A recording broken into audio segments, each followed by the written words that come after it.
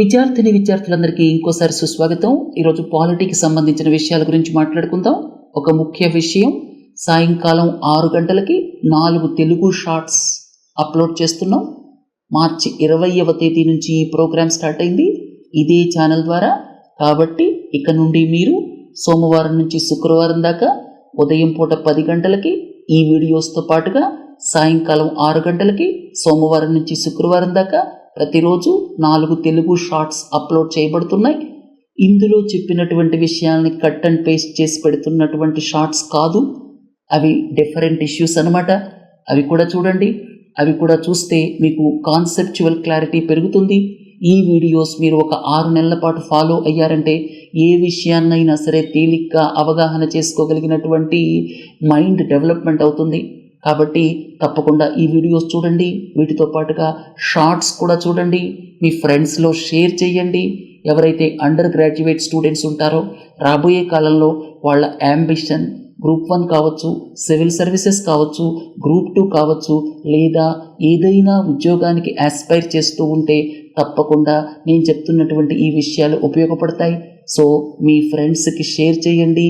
తర్వాత సాయంకాలం 6 గంటలకి అప్లోడ్ చేస్తున్నటువంటి తెలుగు షార్ట్స్ని ఎంజాయ్ చేయండి. సోమవారం నుంచి శుక్రవారం దాకా సాయంకాలం పూట 6 గంటలకి 4 తెలుగు షార్ట్స్, అలాగే యథావిధిగా ఉదయం పూట సోమవారం నుంచి శుక్రవారం దాకా ఈ వీడియోస్ 3 నుంచి 6 నెలల పాటు మీరు కంటిన్యూస్గా మిస్ కాకుండా చూస్తే మీకు చాలా నాలెడ్జ్ అప్గ్రేడేషన్ అవుతుంది. సరే, ఈరోజు పాలిటీ విషయాలు ముఖ్యంగా 4 విషయాలు ఉన్నాయి. 1, మోడల్ కోడ్ ఆఫ్ కండక్ట్. అసలు మోడల్ కోడ్ ఆఫ్ కండక్ట్ అంటే ఏమిటి? దీనికి చట్టబద్ధత అంటే స్టాట్యూటరీ బ్యాకింగ్ ఉందా? అసలు దీని ఉద్దేశం ఏమిటి? ఎలక్టోరల్ అఫెన్సెస్ కింద ఏవేవి వస్తాయి? అలాగే ఎవరైనా వైలేట్ చేస్తే ఎలా కంప్లైంట్ చేయాలి? ఇట్లా రకరకాల విషయాల గురించి మనం మాట్లాడుకుందాం. అలాగే simultaneous elections, former president Ramnath Kovind committee simultaneous ఎలక్షన్స్ని రికమెండ్ చేసింది 2029 నుంచి. ఈ సందర్భంగా రాజ్యాంగ సవరణలు ఏమేమి అవసరం అవుతాయి? స్టేట్స్ రాటిఫికేషన్ వేటికి కావాలి, స్టేట్స్ రాటిఫికేషన్ వేటికి అక్కర్లేదు, వీటితో పాటుగా వీటి యొక్క అడ్వాంటేజెస్ ఏమిటి, కన్సర్న్స్ ఏమిటి, ఈ విషయాలన్నీ మాట్లాడుకుందాం. కూలింగ్ ఆఫ్ పీరియడ్ గురించి కూడా మాట్లాడుకుందాం. అంటే జడ్జిలు ఇవాళ రిజైన్ చేసి రేపు పొలిటికల్ పార్టీస్లో జాయిన్ అవ్వటం కరెక్టా?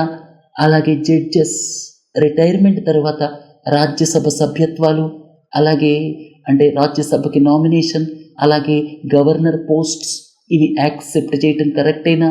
ఇలాంటి విషయాల గురించి మాట్లాడుకుందాం. అంతేకాకుండా డిస్క్వాలిఫికేషన్ ఆఫ్ లెజిస్లేటర్స్. మీ అందరికీ తెలుసు, representation of the people act 1951 ప్రకారం సెక్షన్ 8(1) ఉంది, సెక్షన్ 8(3) ఉంది. సెక్షన్ 8(1)కి సెక్షన్ 8(3)కి మధ్య తేడా ఏమిటి? ఇవన్నీ రాగల 20 నిమిషాల సేపు మాట్లాడుకుందాం. Model code of conduct election schedule మార్చి 16వ తేదీన అనౌన్స్ చేయడంతో ఈ మోడల్ కోడ్ ఆఫ్ కండక్ట్ అమల్లోకి వచ్చింది. అసలు ఈ model code of conduct MCC ఎలా ఇవాల్వ్ అయ్యింది? గ్రాడ్యువల్గా గత చాలా సంవత్సరాలుగా ఇది ఇవాల్వ్ అవుతూ వచ్చింది. ఒక్క రోజులో ఇన్ని రూల్స్ అండ్ రెగ్యులేషన్స్ ఫ్రేమ్ చేయబడలేదు.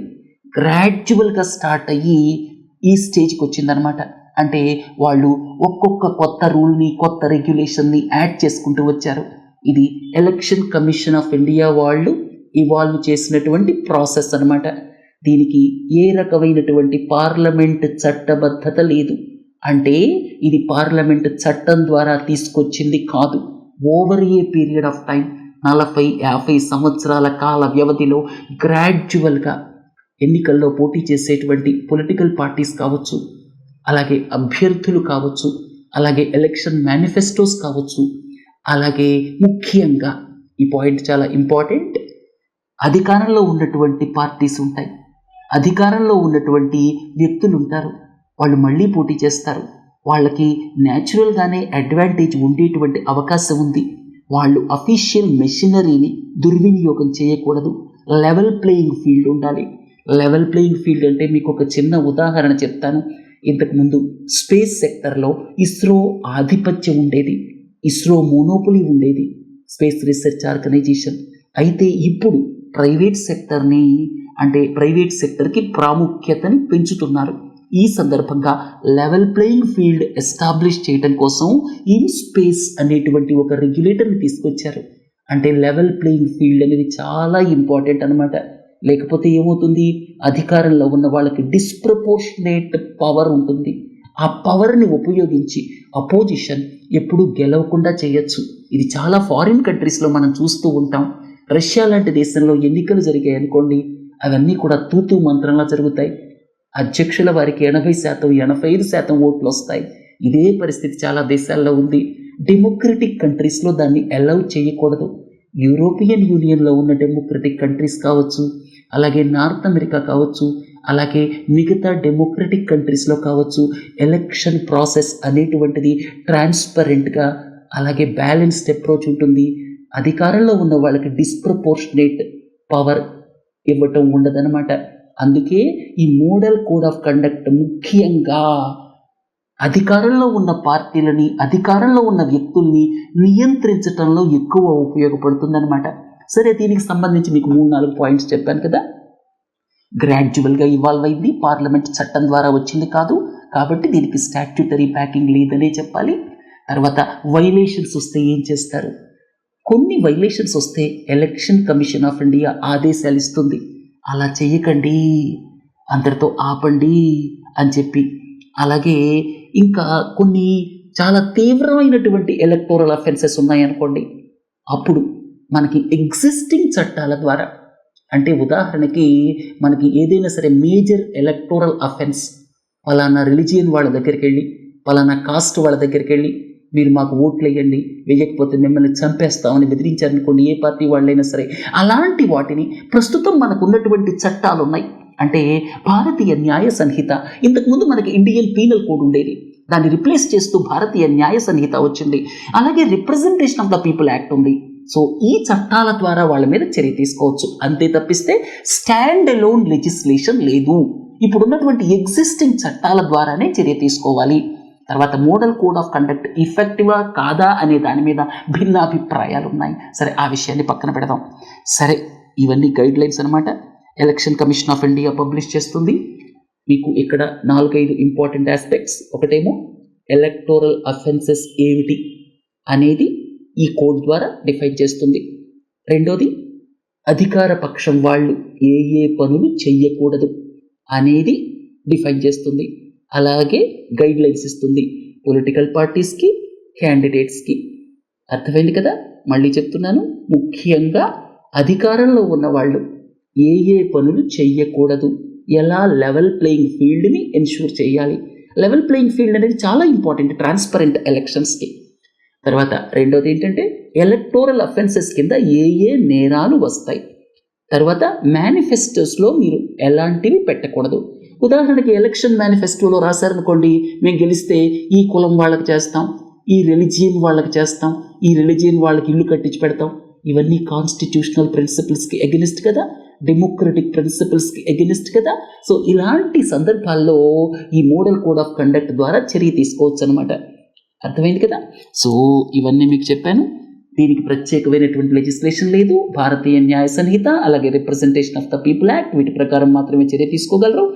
తర్వాత ఫస్ట్ మీకు ఎలక్టోరల్ అఫెన్సెస్ కింద ఏమేమి వస్తాయి. మీరు 48 గంటలు సైలెన్స్ పీరియడ్ ఉంటుంది. అంటే మీకు ఎలక్షన్ షెడ్యూల్ ఎలక్షన్ పోలింగ్ ముగియటానికి, పోలింగ్ సాయంకాలం 5 గంటలకి ముగుస్తుంది అనుకోండి, అప్పటి నుంచి 48 గంటల ముందనమాట. సాయంత్రం ఈరోజు సాయంకాలం 5 గంటలకి ముగుస్తుంది అనుకోండి, అక్కడి నుంచి 48 గంటల ముందనమాట. అదంతా సైలెన్స్ పీరియడ్ అంటాం. ఆ సైలెన్స్ పీరియడ్లో మీరు పబ్లిక్ మీటింగ్స్ పెట్టారనుకోండి, అలాగే ఓటర్లకి డబ్బులు ఇచ్చారనుకోండి, తర్వాత మందు సరఫరా చేశారనుకోండి, తర్వాత ఇక్కడ ఇలాంటివి, ఒకవేళ పోలింగ్ జరుగుతున్నప్పుడు 100 మీటర్ల లోపల మీరు క్యాన్వాసింగ్ చేయకూడదు, అలా చేశారనుకోండి, అలాగే పబ్లిక్ మీటింగ్ ఎవరైనా పెట్టుకుంటుంటే డిస్రప్ట్ చేశారనుకోండి, తర్వాత ఇంకోటి ఏంటంటే ఇక్కడ బ్రైబింగ్, మీకు ఇంతకుముందు చెప్పాను కదా. అలాగే ఏవైతే రిలీజియస్ ప్లేసెస్ ఉంటాయో, టెంపుల్స్ కావచ్చు, చర్చెస్ కావచ్చు, అలాంటి వాటిని క్యాన్వాసింగ్ కోసం వాడకూడదు. ఇంకా కాస్ట్స్ మధ్య, రిలీజియస్ ఎన్మిటీని డెవలప్ చేసేటువంటి స్పీచెస్ ఉండకూడదు. ఇవన్నీ ఎలక్టోరల్ మాల్ ప్రాక్టీసెస్ కింద వస్తాయి, ఎలక్టోరల్ అఫెన్సెస్ కింద వస్తాయి. వీటిల్లో కొన్నిటికి డైరెక్ట్గా ఎలక్షన్ కమిషన్ ఆఫ్ ఇండియా ఆదేశాలు జారీ చేస్తుంది. ఒకవేళ కొన్ని సీరియస్ అఫెన్సెస్ ఉంటే ఇంతకుముందు చెప్పినట్టుగా భారతీయ న్యాయ సంహిత అలాగే representation of the people act కింద చర్య తీసుకోవచ్చు. బట్ వాటి కింద చర్య తీసుకున్నటువంటి సందర్భాలు చాలా తక్కువ అని చెప్పచ్చు. ఇక మూడవ ముఖ్యమైన విషయం మీకు ఇంతకుముందు చెప్పాను, లెవెల్ ప్లేయింగ్ ఫీల్డ్ అని చెప్పి. అధికారంలో ఉన్నటువంటి పార్టీలు లెవెల్ ప్లేయింగ్ ఫీల్డ్ని ఎన్షూర్ చేయాలి. అందుకే వాళ్ళు అఫీషియల్ వెహికల్స్ వాడకూడదు. గెస్ట్ హౌసెస్ని ప్రభుత్వాలు వాళ్ళ యొక్క క్యాన్వాసింగ్ కోసం వాడకూడదు. కొత్త ప్రోగ్రామ్స్ అనౌన్స్ చేయకూడదు. ఏదైనా అనౌన్స్ చేయాలంటే, అంటే కొత్త కొత్త పాలసీస్ అనౌన్స్ చేయాలంటే వాళ్ళు election commission of India permission తీసుకోవాలి. తర్వాత రెగ్యులర్ బడ్జెట్ని ఎలక్షన్ సంవత్సరంలో ప్రవేశపెట్టకూడదు. అందుకే మనం చూసాం ఇంటరిమ్ బడ్జెట్. తర్వాత ఇంకోటి ఏంటి, ఈ ఎంపీ ల్యాడ్ స్కీమ్స్కి సంబంధించిన ఫండ్స్ని రిలీజ్ చేయకూడదు ఈ పీరియడ్లో. ఎడ్హాక్ ఆఫీసర్స్ని అపాయింట్ చేయకూడదు. ఇట్లా మీరు చూస్తే ఫౌండేషన్ స్టోన్ సెరమనీస్ చేయకూడదు. తర్వాత అఫీషియల్ విజిట్స్ని ఎలక్షన్ విజిట్స్ని కంబైన్ చేయకూడదు. తర్వాత హెలీప్యాడ్స్ కావచ్చు, పబ్లిక్ ప్లేసెస్ కావచ్చు, ఇవి హెలికాప్టర్లు దిగటానికి కావచ్చు, అలాగే పబ్లిక్ మీటింగ్స్ పెట్టుకోవడానికి కావచ్చు, అందరికీ లెవెల్ ప్లేయింగ్ ఫీల్డ్ ఉండాలన్నమాట. సరే, మోడల్ కోడ్ ఆఫ్ కండక్ట్ అర్థమైంది కదా. స్టాట్యూటరీ బ్యాకింగ్ లేదు. Over a period of time election commission of India rules and రెగ్యులేషన్స్ని యాడ్ చేసుకుంటూ పోతూ ఉంది. సో కాలక్రమేణా ఇవన్నీ ఇవాల్వ్ అయ్యాయి. కొన్నిటికి ఎలక్షన్ కమిషన్ ఆఫ్ ఇండియా అనే ఆదేశాలు జారీ చేస్తుంది వైలేట్ చేస్తే. కొన్నిటికి ఎగ్జిస్టింగ్ చట్టాల ద్వారా చర్య తీసుకోవచ్చు. ఎలక్టోరల్ అఫెన్సెస్ ఏమిటి అనేటువంటిది ఇక్కడ డిఫైన్ చేయడం జరిగింది. ఇంకొక రెండు ముఖ్యమైన విషయాలు చెప్పాలి. ఒకటి ఏంటంటే రిజల్ట్ వచ్చేదాకా ఇది అమల్లో ఉంటుంది. తర్వాత ఎమ్మెల్సీ ఎలక్షన్స్, లోకల్ బాడీస్ అలాగే టీచర్స్ కాన్స్టిట్యువెన్సీస్ నుంచి ఎమ్మెల్సీ ఎలక్షన్స్ జరుగుతాయి కదా, అప్పుడు కూడా మోడల్ కోడ్ ఆఫ్ కండక్ట్ అమల్లో ఉంటుంది. సో తర్వాత ప్రభుత్వాలకి ముఖ్యమైన పాత్ర ఉంటుంది లెవెల్ ప్లేయింగ్ ఫీల్డ్ ఎన్షూర్ చేయడానికి. సరే, మూడు ముఖ్యమైన ప్రశ్నలకు సమాధానం చెప్పిన తర్వాత ఇప్పుడు మనం అప్పుడప్పుడు చూస్తూ ఉంటాం ఎమ్మెల్యేస్, ఎంపీస్ వాళ్ళకు ఒకవేళ కరప్షన్, 1 కోటి రూపాయలు లంచం తీసుకున్నారు అని ప్రూవ్ అయిందనుకోండి, అప్పుడు కోర్టు వాళ్ళకి ఒక 6 నెలల జైలు శిక్ష విధించింది అనుకోండి, అప్పుడు వాళ్ళని డిస్క్వాలిఫై చేస్తుంటారు. ఈ డిస్క్వాలిఫికేషన్కి సంబంధించి క్లియర్గా 81, 82, 83 అనేటువంటి రిప్రజెంటేషన్ ఆఫ్ ద పీపుల్ యాక్ట్లో సెక్షన్స్ ఉన్నాయి. ఇక్కడ 81, 83 ఈ రెండింటి గురించి మీకు చెప్పాలి, డిఫరెన్స్ ఏమిటనేది చెప్పాలి. 81 ఏంటంటే సీరియస్ అఫెన్సెస్ అనమాట. అంటే ఈ corruption act, prevention of corruption act కావచ్చు, తర్వాత డ్రగ్ ట్రాఫికింగ్ కావచ్చు, ఫారిన్ ఎక్స్చేంజ్ వైలేషన్స్ కావచ్చు. సో ఇలాంటి వాటికి సంబంధించినవి సీరియస్ క్రైమ్స్ అనమాట. ఎవరైనా ఎమ్మెల్యే కానీ ఎంపీ కానీ ఇలాంటి కేసెస్లో, అంటే ఈ ప్రివెన్షన్ ఆఫ్ కరప్షన్ యాక్ట్ కింద కానీ, డ్రగ్ ట్రాఫికింగ్ కింద కానీ, అలాగే ఈ మనీ ఫారిన్ ఎక్స్చేంజ్ వైలేషన్స్ కానీ ఇలాంటివి చేశారనుకోండి, వాళ్ళకి 1 రోజు జైలు శిక్ష వేసినా, 1 రూపాయి పెనాల్టీ వేసినా, వాళ్ళని కన్విక్ట్ చేసి 1 రూపాయి పెనాల్టీ వేసినా, లేకపోతే 1 రోజు జైలు శిక్ష వేసినా 6 సంవత్సరాల పాటు డిస్క్వాలిఫై అవుతారు. ఇక్కడ చూడండి, ఈ యొక్క ముఖ్యమైనటువంటి చట్టాల కింద వాళ్ళకి కన్విక్షన్ అంటే వీళ్ళు దోషి అని చెప్పడంతో పాటుగా ఫైన్, 5 రూపాయల ఫైన్ చాలు, రూపాయి ఫైన్ చాలు, అలాగే 1 రోజు జైలు శిక్ష చాలు. అలా జైలు శిక్ష 6 నెలలు పడింది అనుకోండి, 6 నెలలు ప్లస్ 6 సంవత్సరాలు. 10 రూపాయల ఫైన్ వేశారనుకోండి, 6 సంవత్సరాలు. 4 ఏళ్ల జైలు శిక్ష వేశారనుకోండి, 4 ఏళ్ళు ప్లస్ 6 సంవత్సరాలు. ఇది సీరియస్ క్రైమ్స్కి సంబంధించి. ఇక 83 ఏం చెప్తుందంటే, ఇక మిగతావి ఇంత సీరియస్ కానటువంటివి, క్రిమినల్ డిఫమేషన్ ఉందనుకోండి, ఎవరినైనా సరే ఒక ఎమ్మెల్యే ఎంపీ తిట్టారనుకోండి, మీకు ఈ మధ్య రాహుల్ గాంధీ కేసు గుర్తుండే ఉంటుంది. ఒక కోర్టు 2 సంవత్సరాలు శిక్ష విధించింది, జైలు శిక్ష. దాంతో ఆయన డిస్క్వాలిఫై అయ్యారు. ఆ తర్వాత అదంతా కూడా సద్దుమణిగిందనుకోండి, ఆ విషయాల్లోకి నేను వెళ్ళటం లేదు. సో కనీసం ఇక్కడ 2 సంవత్సరాల జైలు శిక్ష పడితేనే డిస్క్వాలిఫికేషన్ ఉంటుంది. సంవత్సరం 10 నెలలు పడిందనుకోండి, డిస్క్వాలిఫై ఉండదు. కాబట్టి ఇక్కడ 8183 ఏం చేశాయంటే సీరియస్ అఫెన్సెస్ని, నార్మల్ అఫెన్సెస్ని సపరేట్ చేశాయన్నమాట. అర్థమైంది కదా. తర్వాత ఎప్పుడైతే ఈ కన్విక్షన్ వచ్చిందో ఆ రోజు నుంచి డిస్క్వాలిఫికేషన్ ఉంటుంది. ఏదైనా సరే టాప్ కోర్టు దాన్ని స్టే ఇచ్చిందనుకోండి, అది వేరే విషయం. స్టే ఇవ్వకపోతే కన్విక్షన్ వచ్చిన రోజు నుంచి ఈ డిస్క్వాలిఫికేషన్ అమల్లోకి వస్తుంది. తర్వాత ఇది ముఖ్యమైన విషయం, 2029కి అన్నీ అనుకున్నట్టు జరిగితే చాలా ప్రాముఖ్యమైనటువంటి ఎలక్షన్స్ అని చెప్పొచ్చు. 2029 మహిళా రిజర్వేషన్ బిల్లు పాస్ చేయడం జరిగింది, మీ అందరికీ తెలుసు కదా. అన్నీ అనుకున్నట్టు జరిగితే అంటే సెన్సస్ జరిగి తర్వాత డీలిమిటేషన్ జరిగితే మీ అందరికీ తెలుసు 84వ అమెండ్మెంట్ ప్రకారం డీలిమిటేషన్ 2026 తరువాత జరిగే సెన్సస్ ప్రకారమే జరగాలి. సెన్సస్ 2027లో జరిగాయి అనుకుందాం, తర్వాత డీలిమిటేషన్ జరిగింది అనుకుందాం. డీలిమిటేషన్ జరిగితే అప్పుడు మహిళా రిజర్వేషన్ బిల్లు ఏదైతే ఉందో 33% మహిళలకి చట్టసభల్లో అది 2029 నుంచి మోస్ట్ లైక్లీ అందుబాటులోకి రావచ్చు. అంటే సెన్సస్ ఆ తర్వాత డీలిమిటేషన్ వీటితోటి 33% మహిళలు మనం చట్టసభల్లో 2029 ఎలక్షన్స్ నుంచి చూసేటువంటి అవకాశం ఉంది. ప్రస్తుతం మనకి 17వ లోక్సభలో ఎంతమంది ఉన్నారు? 14% ఉన్నారు. మొదటి లోక్సభలో ఎంతమంది ఉన్నారు? 4-5% ఉన్నారు. 17వ లోక్సభలో అదే హయ్యెస్ట్, దాదాపు 14% ఉన్నారు. అన్నీ అనుకున్నట్టు జరిగితే 2029 ఎలక్షన్స్లో మహిళల్ని 33% చూస్తాం మనం. తర్వాత ఇంకొక ముఖ్యమైన విషయం ఏంటంటే డీలిమిటేషన్ తర్వాత పార్లమెంటరీ సీట్లు పెరుగుతాయా లేదా అనేటువంటిది ఒక క్యూరియస్ విషయం అన్నమాట. అంటే టోటల్ పార్లమెంట్ సీట్స్ని పెంచుతారు అనేటువంటిది కూడా వినిపిస్తోంది. అంతేకాకుండా డీలిమిటేషన్లో నార్థరన్ స్టేట్స్లో ఎక్కువ పార్లమెంటరీ సీట్స్ వస్తాయి. అందుకని ఇప్పుడున్నటువంటి పార్లమెంటరీ సీట్స్ యొక్క ప్రపోర్షన్ కూడా నార్త్ సౌత్ మారేటువంటి అవకాశం ఉంది. అంతేకాకుండా సైమల్టేనియస్ ఎలక్షన్స్ అనేటువంటిది ఇంకొక ముఖ్యమైన విషయం అన్నమాట. సో 2029 ఎలక్షన్స్ అనేవి చాలా ముఖ్యమైన ఎలక్షన్స్, ల్యాండ్ మార్క్ ఎలక్షన్స్ కాబోతున్నాయి. ఈ ప్రపోజల్స్ అన్నీ అప్పటికి రూపుదాల్చుకుంటే రామ్నాథ్ కోవింద్ కమిటీ ఏం చెప్పింది? 2029 నుంచి సైమల్టేనియస్ ఎలక్షన్స్ చేద్దాం.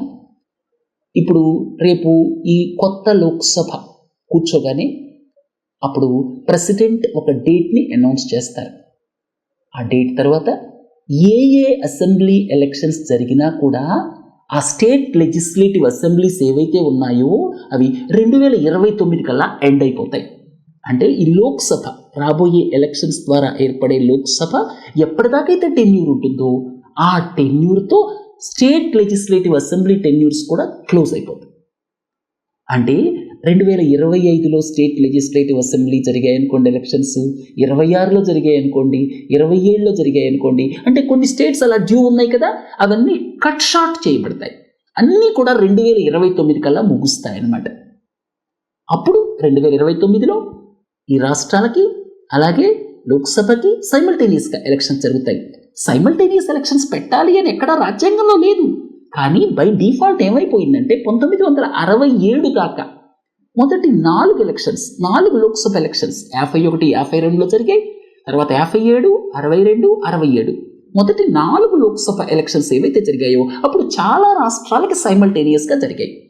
రాజ్యాంగంలో అయితే ఏమీ లేదు. అయితే ఆ తర్వాత కాంగ్రెస్ స్ప్లిట్ అయింది 1969 ఆ ప్రాంతంలో. తర్వాత గరీబీ హఠావో నినాదంతో ఇందిరాగాంధీ ఎలక్షన్స్ని ఒక సంవత్సరం ముందుకు జరిపింది, 1971కి జరిపింది జనరల్ ఎలక్షన్స్ని. దాంతో అన్నీ బ్రేక్ అయిపోయాయి. ఇప్పుడు 2029 నుంచి చట్టం తీసుకొచ్చి దీన్ని అమలు చేయాలి అని చూస్తున్నారు. ఆ తర్వాత ఏదైనా సరే స్టేట్ లెజిస్లేటివ్ అసెంబ్లీ కావచ్చు, తర్వాత లోక్సభ కావచ్చు, వేరు కారణాల వల్ల అవి డిజాల్వ్ చేయాల్సి వచ్చింది అనుకోండి, నో కాన్ఫిడెన్స్ మోషన్ ద్వారా కావచ్చు, ఇతరితర కారణాల ద్వారా కావచ్చు, అప్పుడు కొత్తగా ఏర్పాటయ్యేది ఆ మిగిలిన టెన్యూరే ఉంటుంది. ఉదాహరణకి 2029లో సైమల్టేనియస్ ఎలక్షన్స్ జరిగాయి. 2031లో ఒక రాష్ట్ర అసెంబ్లీ నో కాన్ఫిడెన్స్ మోషన్ ద్వారా అది వాళ్ళకి ప్రభుత్వాన్ని ఏర్పాటు చేసే పరిస్థితిలో లేకపోతే లెజిస్లేటివ్ అసెంబ్లీని డిసాల్వ్ చేశారు. మళ్ళీ ఎలక్షన్స్ జరిగాయి 2031లో. ఆ టెన్యూర్ 2034 దాకే ఉంటుంది. అంటే తక్కువ టెన్యూర్ ఉంటుంది ఎవరైనా మధ్యలో పడిపోతే, గవర్నమెంట్ పడిపోయి మళ్ళీ ఎలక్షన్లు జరిగితే. అట్లా సింక్రోనైజ్ చేయాలి అని రికమెండ్ చేసింది. ఈ 2029లో స్టేట్ లెజిస్లేటివ్ అసెంబ్లీ అలాగే లోక్సభ, ఆ తర్వాత 100 రోజుల లోపల పంచాయత్ మున్సిపాలిటీ ఎలక్షన్ జరగాలి. తర్వాత ఇక ఇదే విధంగా 2034, 39 అలా సింక్రోనైజ్ అవుతూ వెళ్ళిపోవాలన్నమాట. ఇది రామ్నాథ్ కోవింద్ కమిటీ ఇచ్చినటువంటి ప్రతిపాదన. తర్వాత దీనికి సంబంధించి ఇక్కడ మీకు ఇంకొక ముఖ్యమైన విషయం చెప్పాలి. అదేంటంటే కొన్ని రాజ్యాంగ సవరణలు state ratification 50% of the states ratification. ఏదైనా రాజ్యాంగంలో సవరణ తీసుకురావాలంటే 3 మెథడ్స్ ఉన్నాయి, మీ అందరికీ తెలుసు కదా. Simple majority just like any parliamentary law, రెండోదేమో స్పెషల్ మెజారిటీ, మూడోదేమో 50% స్టేట్స్ రాటిఫికేషన్ అనమాట. ఇక్కడ చూడండి, స్టేట్స్ రాటిఫికేషన్ లేకుండా స్పెషల్ మెజారిటీతో ఈ duration of houses of parliament, duration of state legislatures, వీటికి సంబంధించిన అమెండ్మెంట్స్ తీసుకురావాలి. అది స్టేట్స్ రాటిఫికేషన్తో పని లేదు, స్పెషల్ మెజారిటీతో పార్లమెంటే చేస్తుంది. ఇది ఎందుకు అవసరం చెప్పండి? ఎందుకంటే మీకు ఇంతకుముందు చెప్పాను కదా, మధ్యలో ఒకవేళ ప్రభుత్వం పడిపోయి ఎలక్షన్స్ వచ్చాయనుకోండి, టెన్యూర్ 5 ఏళ్ళు ఉండదు, ఆ యొక్క సైకిల్ ముగిసేదాకా ఉంటుంది అంతే. 3 ఏళ్ల తర్వాత ప్రభుత్వం పడిపోయింది అనుకోండి, ఎలక్షన్స్ వచ్చాయనుకోండి, ఆ తర్వాత వచ్చేటువంటి అసెంబ్లీకి 2 ఏళ్లే టెన్యూర్ ఉంటుంది. దానికోసం రాజ్యాంగంలో సవరణలు తీసుకురావాలి కదా. అలాగే స్టేట్స్ రాటిఫికేషన్తో తీసుకురావాల్సినటువంటి కొన్ని ఉన్నాయి. ఎందుకంటే ప్రస్తుతం స్టేట్ ఎలక్షన్ కమిషన్ ఏం చేస్తుంది, మున్సిపాలిటీస్ అలాగే పంచాయత్ ఎలక్షన్స్ అది కండక్ట్ చేస్తుంది. కాబట్టి ఇప్పుడు వీళ్ళు ఇవన్నీ ఒకేసారి కండక్ట్ చేయాలి. 100 రోజుల లోపల 2029లో ఈ యొక్క పంచాయత్ ఎలక్షన్స్ అలాగే మున్సిపల్ ఎలక్షన్స్ కండక్ట్ చేయాలంటే మరి స్టేట్ ఎలక్షన్ కమిషన్కు ఉన్నటువంటి రూల్స్ రెగ్యులేషన్స్ కూడా మార్చాలి కదా, ఇంటిగ్రేట్ చేయాలి కదా. అందుకే ఇక్కడ 50% స్టేట్స్ రాటిఫికేషన్ అవసరం అవుతుంది కొన్ని రాజ్యాంగ సవరణలకి. అంతేకాకుండా యూనిఫైడ్ లిస్ట్ తీసుకొస్తున్నారు. పంచాయతీకి ఒక లిస్ట్ ఉండదు, అంటే పంచాయతీ ఎలక్షన్స్కి ఒక లిస్టు, పార్లమెంటరీ ఎలక్షన్స్కి ఒక లిస్టు, అలా ఉండదన్నమాట. అన్నిటికీ ఒకటే లిస్ట్. దానికి కూడా మరి రాజ్యాంగ సవరణ కావాలి కదా. ఇప్పటిదాకా మనం ఈ పంచాయతీ ఎలక్షన్స్కి ఏమో ఒక లిస్టు, అలాగే లోక్సభ ఎలక్షన్స్కి, అసెంబ్లీ ఎలక్షన్స్కి వాటికి ఒక లిస్టు మెయింటైన్ చేస్తున్నాం. ఇప్పుడు ఇది ఇంటిగ్రేట్ చేయడానికి ఇక్కడ కావాలి మొత్తం 18 అమెండ్మెంట్స్ కావాలి. రాజ్యాంగానికి సంబంధించినవి కావచ్చు, వేరియస్ స్టాట్యూట్స్కి సంబంధించినవి కావచ్చు. తర్వాత రామ్నాథ్ కోవింద్ కమిటీ ఇలా రికమెండ్ చేయటంలో ముఖ్య ఉద్దేశం ఏమిటి? ఎప్పుడు ఎలక్షన్ మూడ్లో ఉంటున్నాం, 2 ఏళ్లకోసారి ఏదో ఒకటి వస్తుంది, అసెంబ్లీ ఎలక్షన్ వస్తుంది. చూడండి, తెలంగాణలో 4-5 నెలల క్రితం అసెంబ్లీ ఎలక్షన్లు అయ్యాయి. ఇప్పుడు లోక్సభ ఎలక్షన్స్, కొంతకాలం పోయిన తర్వాత హైదరాబాద్ మేయర్ ఎలక్షన్ అంటారు, ఆ తర్వాత మున్సిపల్ ఎలక్షన్లు అంటారు, పంచాయతీ ఎలక్షన్లు అంటారు. ఏదో ఒకటి ఎలక్షన్ మూడ్లో ఉండటం. అంతేకాకుండా ఈ మధ్యకాలంలో ఏమవుతుంది, ఐడెంటిటీ పాలిటిక్స్ పెరిగిపోయాయి. అంటే ఇండైరెక్ట్గా కాస్ట్స్ని మొబిలైజ్ చేయటం, రిలీజియన్ని మొబిలైజ్ చేయటం అది జరుగుతుంది. అలాంటి టెండెన్సీస్ తగ్గుతాయి, నేషనల్ ఇంటిగ్రిటీ పెరుగుతుంది, రిసోర్సెస్ సేవ్ అవుతాయి. తర్వాత టీచర్స్ ముఖ్యంగా ఎలక్షన్ డ్యూటీలో ఉంటారు, వాళ్ళ ప్రెషియస్ టైం చదువు చెప్పడానికి వాడచ్చు. తర్వాత పాలసీ పెరాలసిస్. మీకు ఈ మోడల్ కోడ్ ఆఫ్ కండక్ట్ చూస్తే ఏ పాలసీ అనౌన్స్ చేయలేరు కదా. 5 సంవత్సరాలు చక్కగా అందరూ పరిపాలన మీద కాన్సన్ట్రేట్ చేస్తారు అన్న ఉద్దేశం అనమాట. తర్వాత హ్యూజ్ సోషియో ఎకనామిక్ కాస్ట్. ఈ ఎలక్షన్ షెడ్యూల్ స్టార్ట్ అవగానే చూడండి, వీళ్ళే కాదు అంటే ప్రభుత్వాలే కాదు, మిగతా వాళ్ళు కూడా సైలెంట్గా ఈ క్యాంపెయిన్లో వీటిల్లో చాలా టైం వేస్ట్ చేస్తూ ఉంటారు. అందుకే సోషియో ఎకనామిక్ కాస్ట్ చాలా ఉన్నాయి. Voter fatigue. మీరు చూస్తే అసెంబ్లీ ఎలక్షన్స్లోనేమో 70-80% పోలింగ్ అవుతుంది, లోక్సభలోనే 50%-60% పోలింగ్ అవుతుంది, వేరువేరుగా జరిగితే. ఇక్కడ ఓటర్ ఫెటీగ్ కూడా కనబడుతుంది.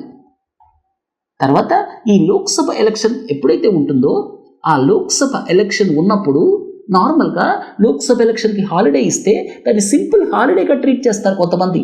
ఓటు కూడా వెయ్యరు, ఎక్కడికో టూర్ వేసుకుని వెళ్ళిపోతారు. సో ఇలాంటి వాటి నుంచి ఇచ్చేయచ్చు. తర్వాత ఇంకోటి ఏంటంటే, ఈ రీజనల్ పార్టీస్ ఏవైతే ఉన్నాయో ఒకేసారి జరిగితే ఈ నేషనల్ పార్టీస్ యొక్క రిసోర్సెస్తో మేము మ్యాచ్ అవ్వలేము. అలాగే రీజనల్ ఆస్పిరేషన్స్ వేరు, నేషనల్ ఆస్పిరేషన్స్ వేరు. ఓటర్ ఇంకా రెండింటిని డిఫరెన్షియేట్ చేసేటువంటి స్టేజ్కి వెళ్ళలేదు. అలాగే 47 పొలిటికల్ పార్టీస్ ఒపీనియన్ ఇస్తే 15 పార్టీలు అపోజ్ చేశాయి. సో వీటన్నిటిని దృష్టిలో పెట్టుకొని ముందుకెళ్లాల్సిన అవసరం ఉంది అని చెప్తున్నారనమాట. తర్వాత కూలింగ్ ఆఫ్ పీరియడ్ అంటే ఏంటి? ఉదాహరణకి జడ్జి గారు ఇవాళ రిజైన్ చేశారు, రేపే పొలిటికల్ పార్టీలో చేరుతున్నారు. అలాగే మనం చూసాం ఇంతకుముందు చీఫ్ జస్టిస్ ఆఫ్ ఇండియా ఆయన పదవీ విరమణ చేసిన కొద్ది నెలలకే ఆయనకి రాజ్యసభ సభ్యత్వం ఇవ్వడం జరిగింది. అలాగే సుప్రీంకోర్టు జడ్జిగా పదవీ విరమణ చేసిన తరువాత కొద్ది నెలలకే ఆంధ్రప్రదేశ్ గవర్నర్ అవ్వటం జరిగింది. అప్పుడు ప్రజలకు ఏమనిపిస్తుందంటే వీళ్ళకి పదవులు ఇస్తున్నారంటే వీళ్ళు వాళ్ళ టైంలో అంటే వాళ్ళు ఇచ్చిన జడ్జిమెంట్స్ కూడా ఇలా ప్రభుత్వానికి అనుకూలంగా ఇచ్చారేమో అన్న సందేహం వస్తుంది కదా. అసలు మూల న్యాయ సూత్రం ఏంటి? జస్టిస్ జరగటమే కాదు, జరిగినట్టు కూడా కనపడాలి. ఇవాళేమో జడ్జి 4-5 తీర్పులు ఇచ్చారు, ఒక వారం రోజుల తర్వాత ఆయన పదవీ విరమణ చేశారు, వెంటనే ఆయనకు ఒక రాజ్యసభ సభ్యత్వం ఇచ్చారు, ఒక గవర్నర్షిప్ ఇచ్చారు. అంటే అర్థం ఏంటి? వీళ్ళు పదవిలో ఉన్నప్పుడు ప్రభుత్వాలు ఇన్ఫ్లుయెన్స్ చేసే అవకాశం ఉంది కదా. అందుకే రాజకీయాల్లో చేరడానికి కూలింగ్ ఆఫ్ పీరియడ్ ఉండాలి. 2 సంవత్సరాలు 3 సంవత్సరాలు వాళ్ళకి నిషేధం ఉండాలి. దాన్ని కూలింగ్ ఆఫ్ పీరియడ్ అంటారనమాట. ఈ విషయాన్ని ఇంతకుముందు ఒకసారి సుప్రీంకోర్టు చూసింది, తర్వాత ప్రభుత్వం దృష్టికి వెళ్ళింది. అయినా కూడా కూలింగ్ ఆఫ్ పీరియడ్ రాజకీయాల్లో చేరటానికి ఇలాంటి పదవులకి అంటే రాజ్యసభకి సంబంధించినటువంటి ఈ నామినేటెడ్ మెంబర్గా చేయటానికి, గవర్నర్స్గా అపాయింట్ చేయటానికి ఇలాంటి వాటికి అక్కర్లేదు. అంటే కూలింగ్ ఆఫ్ పీరియడ్ అక్కర్లేదు. అది డెమోక్రటిక్ ప్రిన్సిపల్స్కి విరుద్ధం అనేటువంటి ఈ విధంగా ఆలోచించి కూలింగ్ ఆఫ్ పీరియడ్కి ఇప్పటిదాకా ఒప్పుకోలేదు. కానీ ఇప్పుడు జరుగుతున్న పరిణామాలు చూస్తే ఇది మొదటిసారి కాదు, చాలాసార్లు జరిగింది. ఇంతకుముందు జడ్జిగా పదవీ విరమణ చేసిన తర్వాత వేరు రాజకీయ పార్టీలు వాళ్ళకి నామినేట్ చేయటం, అలాగే గవర్నర్స్ ఇవ్వటం, అలాగే వాళ్ళు లోక్సభ ఎలక్షన్స్లో ఒక పార్టీ తరపున ప్రచారం చేయటం, పార్టీ తరపున కాంటెస్ట్ చేయటం, ఇవన్నీ జరిగాయి. ఇవన్నీ కరెక్ట్ కాదు. అసలు ప్రస్తుతం ఉన్నటువంటి నియమ నిబంధనలు ఏం చెప్తున్నాయి? జడ్జ్ ఆఫ్ ఎ సుప్రీంకోర్టు ఉన్నారనుకోండి, ఆయన పదవీ విరమణ చేసిన తర్వాత ఆయన లాయర్గా ఎక్కడా వాదించకూడదు. అలాగే హైకోర్టు జడ్జెస్ కూడా అలాంటి రిస్ట్రిక్షన్స్ ఉన్నాయి. అలాగే టాప్ మోస్ట్ బ్యూరోక్రాట్స్ ఉంటారు, వాళ్ళకి కొన్ని రిస్ట్రిక్షన్స్ ఉన్నాయి. అంటే మీరు సంవత్సరం దాకా ప్రైవేట్ సెక్టర్ జాబ్ తీసుకోకూడదు అని చెప్పి. అలాగే సిఏజీగా అలాగే పబ్లిక్ సర్వీస్ కమిషన్ మెంబర్స్గా పనిచేసిన వాళ్ళకు కూడా రిస్ట్రిక్షన్స్ ఉన్నాయి. మీరు గవర్నమెంట్ ఎంప్లాయ్మెంట్ తీసుకోకూడదు, స్టేట్ గవర్నమెంట్ కానీ సెంట్రల్ గవర్నమెంట్ కానీ పదవి నుంచి విరమణ చేసిన తర్వాత, లేకపోతే ఆ పోస్ట్ నుంచి బయటకు వచ్చిన తర్వాత. ఇలాంటి నిబంధనలు ఉన్నాయి తప్పిస్తే మీరు రాజకీయాల్లో చేరకూడదు. నామినేటెడ్ పోస్ట్ కొన్ని ఉన్నాయి, వాటికి ఎలిజిబుల్ కాదు, కొంత కూలింగ్ ఆఫ్ పీరియడ్ ఉండాలి, ఇలాంటి నిబంధనలు లేవు. యాక్చువల్గా ఎలక్షన్ కమిషన్ 2012లో ఏం రికమెండ్ చేసిందంటే కూలింగ్ ఆఫ్ పీరియడ్ అనేది టాప్ బ్యూరోక్రాట్స్కి ఉండాలి. ఒక ఐఏఎస్ ఆఫీసర్ ఉంటాడు, ఆయన పదవీ విరమణ చేసి వెంటనే ఒక రాజకీయ పార్టీలో చేరారనుకోండి, ఆయన పదవిలో ఉండగా వాళ్ళకి ఎంతో కొంత ఫేవర్ చేసి ఉంటాడు అన్న ఆలోచన ప్రజల మైండ్లో వస్తుంది. ఆయన చేశారా లేదా అనేది వేరే సంగతి. అలాంటి ఆలోచనని మైండ్స్ నుంచి తొలగించడం కోసం ఎలక్షన్ కమిషన్ ఏం రికమెండ్ చేసిందంటే మీరు కూలింగ్ ఆఫ్ పీరియడ్ పెట్టండి, 2 సంవత్సరాల దాకానో 3 సంవత్సరాల దాకానో వాళ్ళు రాజకీయాల్లో చేరకూడదు అని పెట్టండి. అయితే ప్రభుత్వం అగ్రీ అవ్వలేదు.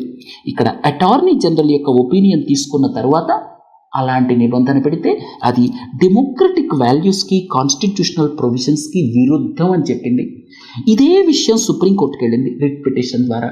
సుప్రీంకోర్టు ఏం చెప్పిందంటే మేము ఇలా విధించలేము, ఏదైనా చెయ్యాలి అంటే లెజిస్లేచర్ ఇస్ టు డిసైడ్. ఇలాంటి కూలింగ్ ఆఫ్ పీరియడ్ పెట్టాలి అంటే లెజిస్లేచర్, పార్లమెంట్ చట్టం ద్వారా తీసుకురావచ్చు, మేము విధించలేము, అది కాన్స్టిట్యూషనల్ ప్రిన్సిపల్స్కి విరుద్ధం, డెమోక్రటిక్ వాల్యూస్కి విరుద్ధం అని సుప్రీంకోర్టు కూడా చెప్పిందనమాట. ఏదైనప్పటికీ కూడా ఇప్పుడు జరుగుతున్న పరిణామాలను చూస్తే కూలింగ్ ఆఫ్ పీరియడ్ ఉండాల్సిన అవసరం ఉంది అని అనిపిస్తోందనమాట. సరే, రేపు మిస్సెలేనియస్ ఈవెంట్స్తో కలుద్దాం. షార్ట్స్ తప్పకుండా చూడండి, ఫ్రెండ్స్కి షేర్ చేయండి, చాలా బాగా ఉపయోగపడతాయి. Thank you.